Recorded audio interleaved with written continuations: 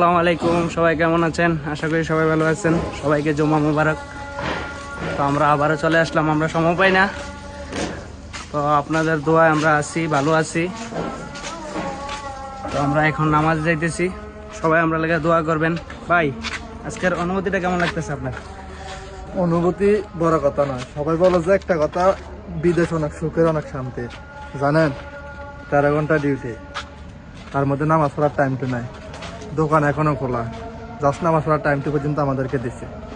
এর বাইরে নামাজটা পরে আবার দোকানে আসতে হবে, খানা দানা তো পরে। এগুলো যে বিদেশ, আর আপনারা দেশের মানুষ বলেন যে বিদেশ অনেক শান্তি, এটা আমরা ব্লগ করে ভিডিও করি, এটা সেটা না। ক্যামেরার ভিতরে যেটা দেখেন, ক্যামেরার বাইরে আমাদের ওগুলো দেখলে আপনার চোখ দিয়ে পানিও করবে। সো দেখতে থাকেন পুরোটা। ওকে, ভাইয়ের কথা শুনলেন, বিদেশ লাইফটা কেমন। তো আসলে এই দেশে ভিসা বন্ধ, যারা ভিসা খুলবে তো আপনারা তো আসার চেষ্টা করবেন, অনেকে পাসপোর্ট করে রাখছেন, আসবেন। তো আসার সময় দেখে শুনে আসবেন, কাজ কি সব কিছু জিজ্ঞেস করে আসবেন।